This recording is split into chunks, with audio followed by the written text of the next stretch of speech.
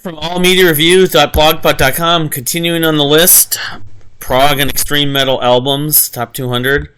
So I left off yesterday with number 71, now number 70. Faith No More's King for a Day, Fool for a Lifetime, 1995. This was sort of, not a reinvention of their sound, but a little bit. Jim Martin had left the band, so that was the biggest difference. Following up Angel Dust, which was, I think it was like really well received from the fans, but the critics didn't like it, or vice versa. I can't remember which one it was. I know, there's a departure sort of in the accessibility. But this album, I find to be a little more accessible. I remember when I first checked out Faith No More, I knew Epic. Everyone heard Epic on the radio for like 6 months to a year. It was on Friday Night Videos and MTV and everything like that. It was everywhere for a little while. And I knew about them. I never checked them out. And then I was getting into some like the Queensrÿche and Galactic Cowboys, the sort of funk, prog funk, whatever you want to call it, metal, alternative metal, of course they called it, art metal. This I knew about them, and it's like I need to check more of their music out. And like Extreme and Saigon Kick, they kind of, I knew Extreme too, but that sort of style of like that, some of it was mainstream a little bit, but Faith No More, of course, had Mike Patton, who wasn't the original singer, but I didn't get into the pre-Mike Patton Faith No More with Chuck Mosley until much after. Although I came to learn the style wasn't dramatically different. Mike Patton had come from Mr. Bungle, which was even more sort of avant-garde than Faith No More, as avant-garde as Faith No More was. But like this album, The Gentle Art of Making Enemies, it's got a number of like their memorable classic tracks. King for a Day, that's probably my favorite track actually on it, but I think from a production standpoint, it's like maybe their best record. It sounds more polished. And I don't know. It's kind of greater than some of its parts in some ways. A lot of Faith No More. I have a few other Faith No More albums that will be on this list. But, are they prog? They're not really prog metal, but they're definitely pushing boundaries and adding different types of, just Mike Patton's vocal style, where he's singing that real deep, like, baritone, and then he does some falsettos, and then, he does some of, like, I wouldn't call it rapping, but it's sort of rapping. He just kind of, you think about his style. He's one of the most eclectic and diverse singers out there, and he has actually a really good voice when he's singing just sort of in his natural, clean voice. But there's always something sort of left to center about them. But it doesn't, like compared to Bungle, which I've never fully gotten into. I like Retro Vertigo, the song off California. I like a few other tracks here and there, but Faith No More has always been sort of been my speed. But I may discover one day that Bungle is vastly superior. Like a lot of people feel that way about them. But no, this was a sort of the classic Faith No More. The record that came after it, not really spoiling too much, isn't on this list, album of the year. But there's always been a sort of tongue-in-cheek sarcasm about them, which I've appreciated. They've always sort of been against the grain, even as they had some pop success, or, sort of. Anyway, Faith No More's King for a Day, Fool for a Lifetime. I know that album was a big influence on Pain and Salvation and Daniel Gilmour specifically also. Because there's one song they basically borrow like a riff from in an interval pattern. From one of the, I want to say it was off of Entropia. It was either Entropia or 1 Hour. I can't remember which one. Because there was an interview I remember reading about with him years ago and him asking about that. I think it was the title track actually. Let's see here. Wake of Magellan from Savatage, number 69. This was the first Savatage album that I got into after becoming a fan officially, because when I got into them, Dead Winter Dead had already been released. That, like, I was talking to this guy, writing this guy through Metal Health Directory about Fate's Warning, and he was telling me about Savatage and everything. But It's like the summer of '96. I can't remember. Fall of '96. But this is a great record. I've always enjoyed The Wake of Magellan. The last proper album with Zach Stevens as a singer. They only put out one more record, Poets of Madman, which I did have on this list, I thought. Anyway, my favorites, there's a lot of good songs on this album. Storm and the Hourglass, the closing pieces I both like.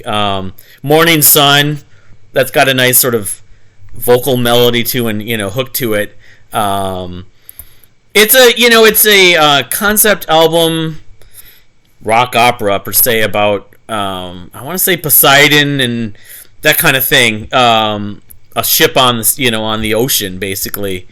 And it definitely translates to the way it is. It also was the first album after they had they had basically created with Paul O'Neill Trans-Siberian Orchestra. So I don't know. You think that a lot of the Trans-Siberian Orchestra people would have just come on board with this?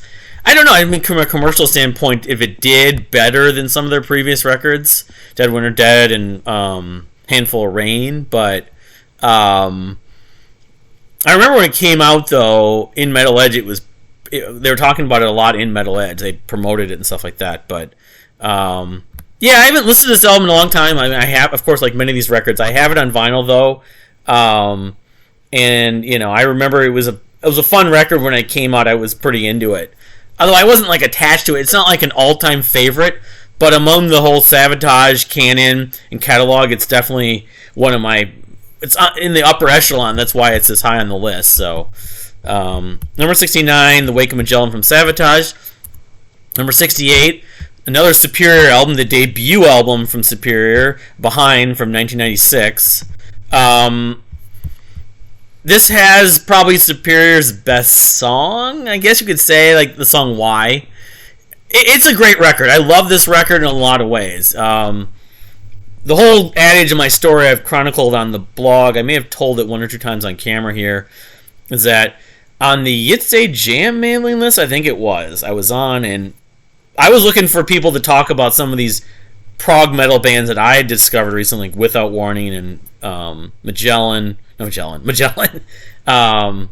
maybe too, Without Warning and Metropolis and Tiles, who are not a prog metal band exactly, but those are the bands that I was listening to a lot, beyond Dream Theater and Rush and everything like that. But people were raving about this thing, and I talked to that Impulse company out of they were from here originally in like Apple Valley, but then they eventually moved to Illinois.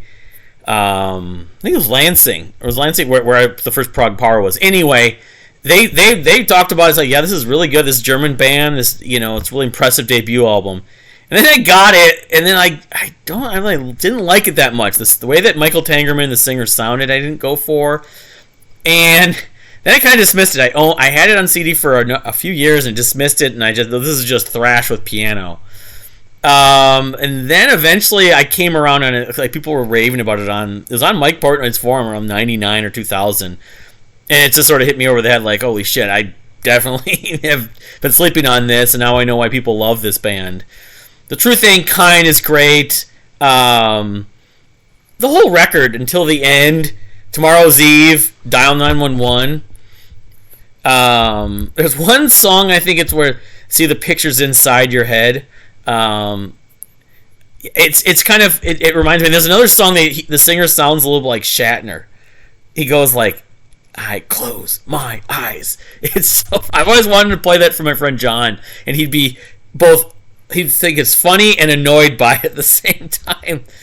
But yeah, that's the thing about Superior, is they didn't sound exactly like Dream Theater. They sound like they were influenced by them. There was another, like Vanden Plus, Metropolis.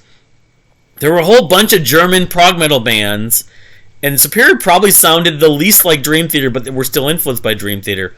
The way they used piano, they didn't use keyboards, but they used piano in this. It really kind of worked for me. It was, thrash with piano, and in some ways, I don't know if it was that thrashy, but and Michael Tangerman just had a really deep voice. Although you could say on the Wake, Labrie sounded deeper, but he sounded deeper than Labrie. And I don't know, I grew to really enjoy this band after that point, after dismissing them. I kind of don't like that to happen, but appreciate a band and an album a lot more when that does happen. So if you've never heard Superior, it's probably the most recommended record from their catalog. They only have 3 albums, but it's a great record behind from 1996.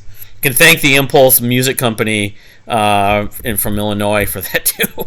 Numbers and the Yitzhak Jammers and everything back in the mid to late 90s, and the people on the Portnoy forum. Number 67, Carved in Stone from Shadow Gallery, the second album from Shadow Gallery, the first album with real drums. Some people consider this Shadow Gallery's best album, and I have a hard time arguing with that. We'll see where some of the other records may fall on this list again, but I always think of this album for Crystalline Dream and Cliffhanger and Alaska. It's another one that's it's like a ballad, but also there's like little intervals and like intermezzos or whatever throughout a lot of this record, and they bring back themes. How long of an album is this? Whatever, 67. Yeah, I mean, this wasn't their debut album, but I think in some ways they kind of see it as their debut album. Some people do. I don't, but yeah, it's a good record. I mean, I originally liked Michael Tangerman. I didn't like Mike Baker's voice, and I grew to really like his voice. Rest in peace, Mike Baker. But this is like a lot of Shadow Gallery albums. It has the crazy guitar riffs and those like clean guitar riffs, a little bit like Petrucci. The Queen vocal harmonies, or Queensrÿche and Queen. A lot of great keyboards and piano parts. Very catchy, very... you say it's cheesy. I don't really find it to be that cheesy, or if it is cheesy, I like the way it is cheesy.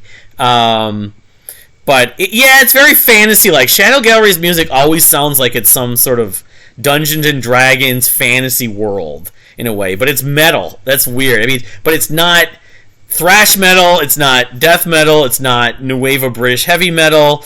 It's prog metal. I mean, there's definitely a Rush and a Pink Floyd element. They're massive Pink Floyd fans. Before the Floyd Memories medley came out, they talked about how it's just they talked about every Pink Floyd thing they ever thought of. I mean, they have a lot of great influences, but their music had a pretty distinct sound. So, and it wasn't power metal, as opposed to another band that's not on this list, Symphony X. But yeah, Shadow Gallery's Carved in Stone from 1995 on Magna Carta, number 67. Number 66, Vektor. I think this might be the first Vektor record on this list, which is pretty remarkable considering some of the stuff that's behind it, that's below it.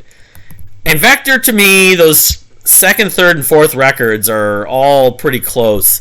Terminal Redux both had great things and things I didn't like. I think it's a little too long. It's a little longer than some of the others, but they have what is it? One of these songs has got clean vocals that's really good. I think it's Collapse or Recharging the Void, one of the last 2 tracks. I mean, it's not Void. Well, it's a little bit like Voivod, but it's that sort of progressive thrash rock metal from the updated for the 2010s basically, or late 2000s. It's technical. The segues are great. The riffs are just terrific on this record. This is a little more space rock at points, that's why kind of the Voivod influence is clear. I think this is the tour I saw them on, or might have been right after that, but so I definitely find them more my speed than Voivod for whatever reason. But in fairness to Voivod has a lot of records in different eras. But yeah, the clean vocals aren't, there's clean vocals and there's not that much in this. It's a lot of pig squeals and stuff like that, but it, like a lot of death metal and this stuff, metalcore, the music's good enough, which it is in this case, and like a lot of the Vektor records I like, doesn't matter. Unfortunately, from a standpoint of the band itself, well, they're still active. Unfortunately, this is like the last record probably with their sort of primary lineup that they get known for. But anyway, I'm not going to get into all that stuff. I don't know what there's stuff going on still in the Vektor camp. They've released, I think, some songs. I mean, maybe a couple EP. I forget, but they had a bunch of members leave a few years ago. So, number 65, Orphaned Lands: A Never-Ending Way of ORwarriOR. This is the album that probably a lot of people know best for Steven Wilson working with Orphaned. And I came to learn, I was trying to get at the last Orphaned album I was talking about. Yossi, this is his second to last record. But I think this album, while I do enjoy it, I also felt like this was another one of the records that I felt was too long. It was actually like the first record that I felt was 78 minutes. But it's sort of like they're batting at, a 2/3, like a 66-70% clip on the songs. A lot of great harmonies, great mix of vocals, both clean and growls and female vocals, folk elements. It's a little more, it's a bigger production, I guess you could say, because you had Steven Wilson working with them. I think that it was maybe their most ambitious record. And, I mean, I think it came out, pretty close to as good as I hoped, but I think part of me was thinking it was going to be even greater, because it was like, I love their previous record, which was many years in the making, because it followed up the Mabul from 2004, so it had been 6 years, and there was just a lot of, I would call it hype, but, real optimism about this record, which, again, it didn't disappoint, but it didn't really go further than I might have hoped it might have, so, I mean, back in 2010, I listened to the fair amount. 2010 was one of my favorite years of music. So on my albums of the year list, which I'll do a Redux albums of the year list. It was probably in like the 20s or low 30s because there were so many good records that year. But I mean, if I was choosing favorites, there's the Path Part 1 and the Path Part 2. It's like a suite of 15 minutes. It's like in different parts. It's against like the Orphaned, biblical, Middle Eastern, religious elements of like, the warrior, ORwarriOR, of course, New Jerusalem, Barak rather. I remember that was one of the ones I frequently would say, oh, that's one of my favorite songs of 2010. But yeah, I mean, it's a fun record. I saw them live on this tour, I think it was, or I saw them at Prague Power before this came out in 2009. But I'm pretty sure they came to St. Paul at Station 4 not that long after this album came out. I don't know if it was this one or the next one, all is one, I forget. But Never Ending Way of ORwarriOR, number 65. Number 64, SikTh, Opacities, the comeback EP of sorts, or mini album. I love this thing a lot in 2015. I listened to it. It came out the end of 2015, but it was a comeback because their previous record had been 9 years before. Again, this is a mini album or an EP. It's only 27 minutes, but it felt like it was like a double album. It was such a breath of fresh air to get new music from SikTh. I mean, Behind the Doors, Under the Weeping Moon, Days Are Dreams, Walking Shadows. Some of that is narrative, of course, and sort of telling the sort of cinematic, theatrical, Monty Python, Dr. Claw thing, in the city, Opacities. It's talking about, peasants and stuff like that, if I recall. But, yeah, I mean, it's SikTh, and, I was even linking this back in 2015. Yeah, it's not Gent, but, yeah, Opacities from SikTh, number whatever I had, the 64. If I put this in the SikTh canon, it's probably, I go back and forth. It's one of my favorites for sure. Anyway, Dark Tranquillity, Fiction from number 63 from 2007. Dark Tranquillity is a band who I find they write good music, but it seems to be kind of one style. But of that style, the melodic death, or mellow death as they call it, melodic death metal, it's really good. This one, to me, was their peak in some ways. They have like the cloudy synthesizers on it and stuff like that, and the energy's off the charts. It's a great energy record, no doubt. If I'm going to listen to any melodic death metal, this would be one of, if not my first choices. I don't know. They have a whole boatload of records. I don't know how many records Dark Tranquillity has. I bought Character and a couple others that I never listened to nearly as much. They have Damage Done. They go back all the way to 93. And it's like they're pretty consistent. It's weird because they have a loyal fan base. But I don't know. This one actually, it's not their highest, the most rated, but their second most aside from their second album, The Gallery. But I don't know. Melodic death metal is very much. It doesn't vary that much. I mean, In Flames, of course, Soilwork, and At the Gates are probably the most popular among the sort of classics. There's been bands that have come since, but I've never got obsessed with melodic death metal. But when I got into extreme metal, it was a style that I latched onto pretty easily. But I just kind of just never got obsessed with it. So I could probably have 2-3 times as many melodic death metal albums on this list if I really was into it. I probably should, but not at this point. Number 62, Dream Theater's A Change of Seasons. So I talked about, the first album that Dream Theater came out with was Falling to Infinity Became a Fan. This was the first thing that came out. And while this is just an EP with those live covers, the live covers are fun, that medley, the big medley, and they covered Zeppelin and Deep Purple and everything like that. Of course, it's for the Change of Seasons, the song. Now, the real truth is, my favorite version of this song, and one of my favorite, spoiling my dream, I'm going to do a Dream Theater songs list in the near future because I've already done it. I already put the rankings together, but the demo version, the Please Don't Go version, there's a couple of them. It's on YouTube. It's, is actually my favorite with Labrie. But that being said, the finished version with Derek Sherinian, not with Kevin Moore, the sort of refined version, is still a terrific piece, and it's hard to argue it's not Dream Theater's best epic still. I mean, it's one of those songs that I played to death. I would listen. That was right when I was getting into Dream Theater, so this is their new release. This is supposed to satisfy and hold over the fans until their next record. It was supposed to be in '96. That's when I remember reading the little thing in the insert, I think it was. Yeah. I mean, it's been talked about. It's like a Yes epic in some ways. It's Dream Theater's really first epic. It's 23 minutes. The reoccurring theme, somewhat. The inspiration this had, that Portnoy's remembering the death of his mother and everything, what he should be doing with his life as a result of that, and the dynamics. It's just it was terrific. I actually would go golfing and also play video games listening to this frequently.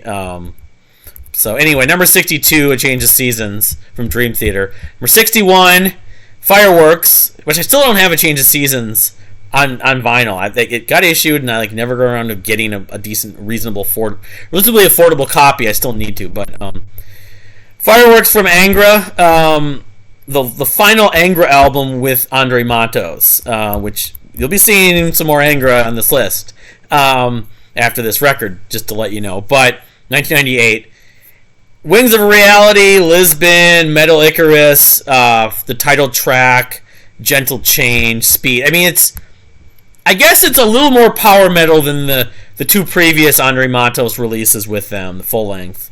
That being said, it's still got a lot of really good songs, a lot of great vocal performances from Andre and arrangements. That era of the band I was really into, and unfortunately, the Angra's gone on and almost become more well known after he left. But I mean, I don't know. I mean, I know one reason why Andre did leave, and a couple of the other members, the drummer Riccardo Confessori and the drummer Luis Mariucci, was because of the style. It was a little bit like a Queensrÿche thing with Chris DeGarmo, where he really didn't think that they were doing what he wanted to do. It wasn't as progressive as the previous records, I guess you could say. And the two guitarists, Kiko Loureiro and Rafael Bittencourt, did. So, I still, that being said, I mean, I still think it's a pretty damn good record. And it's one that I listened to a lot back in 98 and 99. I think there was a bonus track called Rain, because I think I got the version. It did come out on vinyl in 98. That's not the one I would go for first on vinyl, but I know I got one with a bonus track called Rain. I think it had Rainy Nights. Yeah, it's not even on here, which is weird. It's on one of these versions. And I always liked Rainy Nights too. It's probably the Japanese version. Because I think I purchased this CD, all the Angra CDs I got initially from Impulse, because they were talking about them. Yep, Rainy Nights. So, Yeah, I mean, it's a good record. Is it my favorite Angra record? No, obviously. I'm saying there's going to be more Angra coming up, but yeah, I mean, I guess I maybe over time I've overlooked it a little bit, but I still really enjoy it. So number 61, number 60, Transcendence from Crimson Glory from 1988. By a lot of people's token in the sort of progressive metal, power metal scene, this is a classic album, and it does really live up to that in a lot of ways. The thing was, I was really into Fate's Warning, of course, for a couple years there, and I was asking this guy named Chris Nygaard, who was at the record shows, who had all these bootleg videos I'd buy from Fate's Warning and Queensrÿche especially, Dream Theater and Rush. I asked him if he had recommendations for bands like Fate's Warning, and he mentioned Sanctuary. He mentioned Crimson Glory. I didn't get that into Sanctuary. I bought one of their CDs. Crimson Glory, this album specifically, I was going to put their self-titled album on this list, and it didn't quite make it. But this album is a classic in a lot of ways. Midnight was the name of the singer. My go-tos, Lady of Winter, Lonely. I always think of that song. It's kind of a sad lyrical song, but it has an sort of energetic, uplifting sound to it. And Painted Skies. Those are my three favorites. I like Red Sharks, Mask of the Red Death. It's Midnight has a very distinct voice. I mean, does he sound a little bit like Jeff Tate? I guess, but I always can recognize his voice. A little bit like Mike Baker from Shadow Gallery. And it was a fun record, and it was a record I went back to more and more. Is it overall like a perfect record beginning to end? No, I wouldn't say that. It's not as addictive as some albums, like in terms of just like the way I look at that and the influence it had. Although it probably had more influence than I realized. But bands like Psychotic Waltz and I don't know. I'd love to hear Portnoy, actually. I never heard his opinion on Crimson Glory, if you ever knew them. I think they might have been from Florida, like Savatage. They were. So, and they actually came around the same time. Someone should do a documentary on Florida bands. They could include Cynic and Atheist or whatever. I'm not sure if Death might have been from Florida too. But you include Savatage and Crimson Glory. It's like there's this mecca of 80s power metal, prog metal that came from there. I should ask the prog power folks about that. It's just weird, but yeah, Crimson Glory. This is a collector's and a prog metal fan sort of. This is a recommended listening for people that like prog metal, that not as nearly as well known as many other, like Fate's Warning or obviously Dream Theater, and even put in Rush and Queensrÿche in that category. Anyway, In Vain, Ænigma in 2013, their third record, followed up Mantra, which didn't quite put up the bottom of this list. I was kind of disappointed in Mantra, but this was a sort of a bounce back record. I wouldn't call it a comeback exactly. Against the Grain, let's see, Rise Against, Floating on the Murmuring Tide. I mean, it's continuing on their style of, blackened progressive metal or progressive death metal, with a different style of vocals, the shrieks and the growls and some clean vocals. The atmosphere's there. I think it's a step up in production from both their previous records, and I think a lot of people actually consider this to be their best record. I'm not quite there, but I have enjoyed this album the more I listened to it. I haven't gotten into. They put out Currents a few years ago, and I was going back to some In Vain stuff. Among the sort of extreme metal bands, this band is definitely, when they're really good, they're amazing. They're jaw-droppingly good. The atmosphere is off the charts. It's a trip. It's very much of a escapist album in some ways. You want to escape and just be captured into something. Some sort of fable, some kind of trip along the ocean, or this is the In Vain's that band. The only thing I don't understand about In Vain entirely is that I always thought they were sort of like a hybrid project, where they were members from other bands too before they even formed, but I could be wrong about that.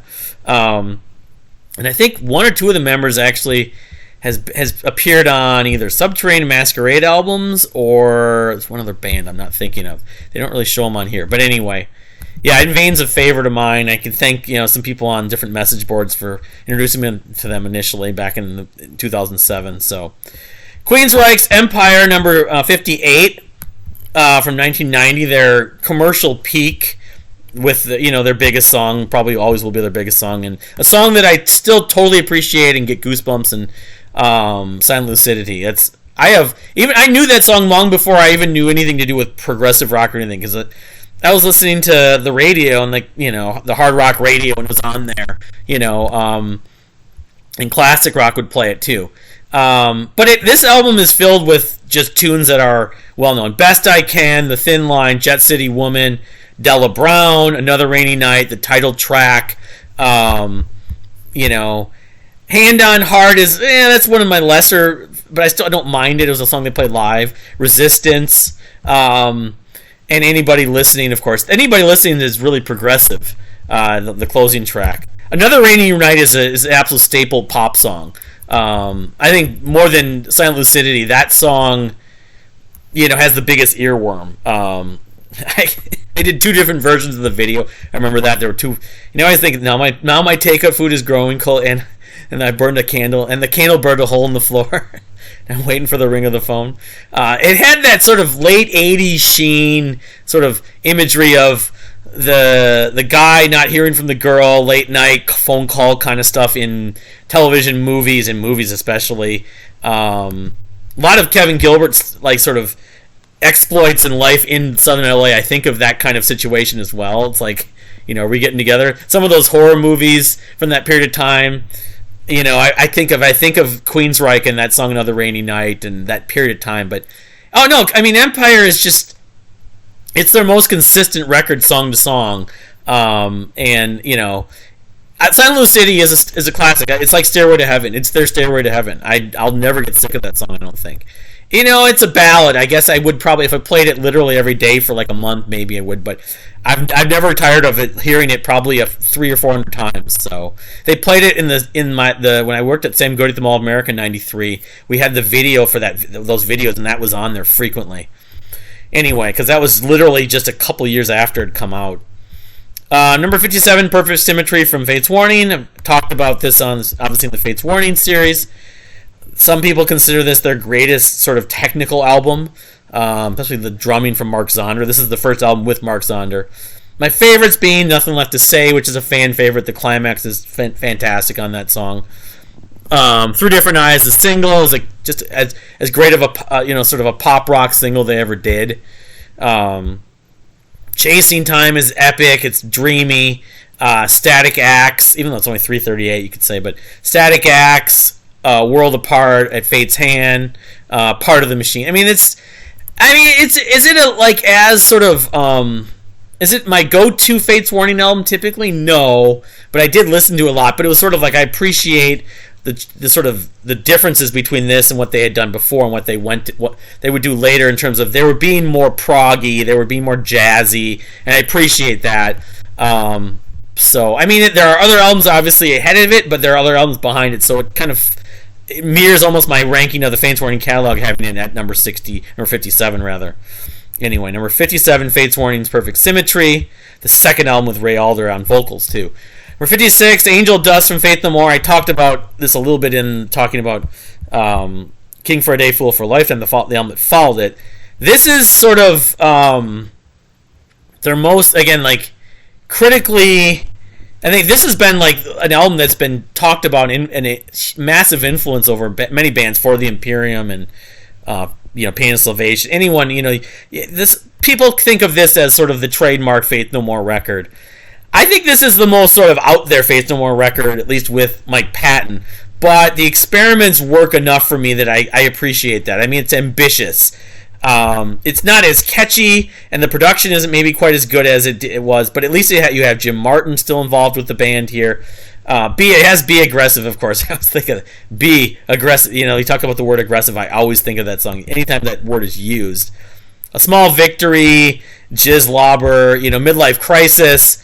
It's still tongue-in-cheek. Again, I think it's a little darker than some of the other records, but when it's all said and done, I listen to this record. I'm like, yeah, this is a fun album to listen to. It's all, it's Faith No More. It's the second album with Mike Patton on vocals. Yeah, experimental rock and avant-garde metal is a good way to put it. So, Angel Dust from Faith No More, kind of a very ahead of its time, very influential album from 1992. Edge of Thorns from Savatage, number 55 from 1993. So we get another Savatage album.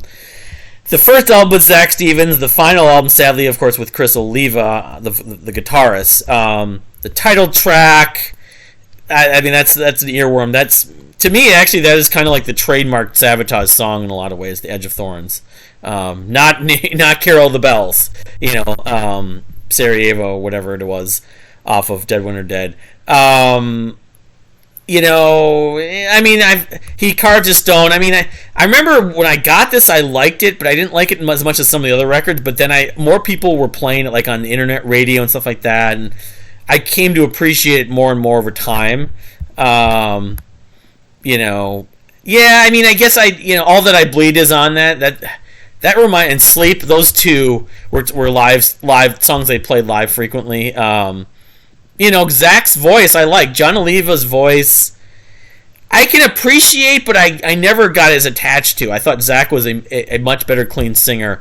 And I think it showed on this album, and it was the only time he got to work with Chris Oliva too, which is really sad. But where you had my favorite singer and the favorite guitarist for Savatage playing together in one. But I guess the cover here is the picture of Chris Oliva's girlfriend or maybe his wife, whatever. It was a painting, but we were out there on the edge of dawn. The prog power crowd loves this album. And yeah, I mean, it's up there with the Savatage catalog, among my favorites. Number 55, Edge of Thorns. Number 54, the one and only album from Extreme on here, from that same period of time, the early 90s. Three Sides to Every Story. Now, of course, they got most well known for their song More Than Words, which was on, I believe, the previous album, Porno Graffiti. But this, to me, is Extreme doing a style of prog metal, like Saigon Kick in a way. Yeah, there's a sort of hair metal, as a friend of mine would call butt rock, to the element at points, but the vocal arrangements, the layering is very Queen-like. I want to say there's like in the medley, Everything Under the Sun medley, Stop the World's a favorite of mine. Of course, Color Me Blind's catchy, and Warheads, and Rest in Peace.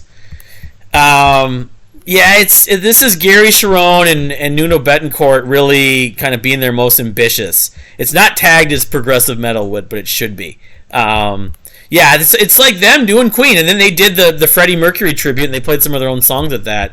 And Brian May was just totally in awe of what they did. Unfortunately, this is might have been their last album, actually. I can't remember. I know that I think some of the members end up playing on that Dragon Attack tribute album that James LaBrie, actually from Dream Theater, was on too. No, they did two more records, but I've never really, I've wishlisted both of them, but I've never really followed up in the they're still sort of like broke up and got back together. They did Waiting for the Punchline, but I don't know. I mean, this is considered their best records. You can see they're most ambitious, although Porno Graffiti, of course, is the one that's most rated because it has More Than Words. But anyway, it's kind of the jewel in their catalog for me. But again, I'm guilty in that I haven't spent time with their other records that much. But of course, Gary Sharon would go on to be the singer with Van Halen on Van Halen 3, which I bought the CD and never listened to, and people just think is terrible, unfortunately. Then he did the Who tribute with Mike Portnoy back in like late 2000s. It was on the official bootlegs and stuff like that, but I never got it. But he's a good singer, Gary Sharon. Anyway, Extremes, Three Sides of Every Story, an album I have on vinyl and everything. I looked for on vinyl for a long time. They reissued. I got it. I think it was at Amoeba Records in Hollywood when we were there a few years ago. Vektor's Outer Isolation, so the second Vektor record at number 53 from 2011. This was a step up in production from their previous record, I felt. But I don't know if the songwriting was quite as good, but I'll just spoil a little bit. We got Vektor coming up right after this as well. So, Yeah, I mean, it's the Vektor. Just I felt like when I listened to their albums, there's no like specific songs that stood out that much. It just was those segues. It's a little bit like post rock. Those segues, the builds with some of the riffs just stand out so much with them. And this is no exception. Of course, it's got more color to the artwork. I guess there's more color to the sound, you could say. But it's a lot of long pieces. The Cosmic Cortex is the first track. It's 10 minutes. The closing track, the title track, is 8 minutes. So, I mean, you have some bookends that are pretty long. But I feel like with Vektor, a lot of times, their albums flow so well, like Hawkwind or something like that, it doesn't matter. So, An Outer Isolation is no exception to that from number 53. Number 52, then we have Black Future, the first album that I got into Vektor. This was like number 1 or number 2. It usurped Radiohead. I think that's what it was in 2009. That was a big deal, and that's how I really got. It's like, who's this Vektor band? They're like a thrash band. They use pig squeals and stuff like that, and they're kind of proggy. Black Future. This was the album that a lot of people caught onto them, like myself. And Forest of Legend, 10 minutes. So they have some epic tracks on here as well. Dark Nebula as well, and Accelerating Universe. This is more raw. I mean, I think that, like a lot of bands, they got a little more budget, and they, improved the production and the, some of the sound quality and the mixing on the records that came after it. But I mean, there's a charm to the rawness, and look at it, it's still number 6 for 2009. Unlike Pepe Deluxe, which fell all the way into like the 3 or 400, which was number 1 in 2012. This album has maintained its ranking, which is interesting. So, Black Future from Vektor, number 52. I'm going to do one more, because I got to get going. The last album for today, before we get into the top 50 on the next video, In a Flesh Aquarium from Unexpect. So this is, I believe, the top Unexpect album, which, when you think about it, is my favorite Unexpect album. Like Black Future, this is the album that introduced most people to Unexpect, including Mike Portnoy. He was raving about it. It's the circus metal. It's the sort of peak of circus metal. Even the ridiculous titles here, The Shiver, another dissonant chord. The Shiver, Meet Me at the Carousel. The Shiver, A Clown's Mind Trap, and Psychic Jugglers. The chamber instruments, the female growling, like a little bit like Arch Enemy, and the male growling, and Dark Cabaret. It's fun. How long does this album go on for? An hour. I don't listen to it. I wouldn't listen to it addictively, but when it's in the right mood, I would say there's like a band like Major Parkinson takes something from them, and they were probably taking something from Cardiacs, of course, and SikTh, who came around the same time. I mean, they SikTh maybe they came around a little bit later, but they were somewhat contemporaries. I mean, they're a little more diverse, I guess, than you could say than SikTh in terms of instrumentation. But this is, this is Unexpect at their sort of most brilliant and most ambitious. But I would say the follow-up might be a better starting point if you've never heard Unexpect. The Diablo Swing Orchestra is, of course, the other band that people think of.